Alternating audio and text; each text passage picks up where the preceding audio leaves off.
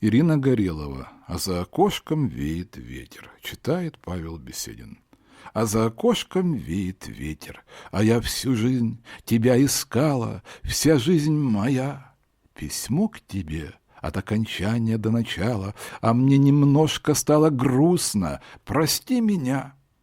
За эту нежность я так люблю стиха искусства и мира этого безбрежность, о!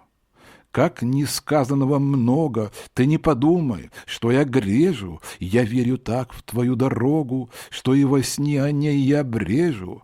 О, как мы часто ошибались!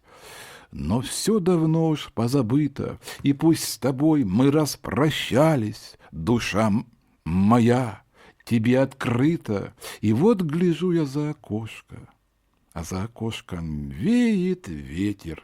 Ты вспоминай, хотя бы немножко, что я живу на этом свете.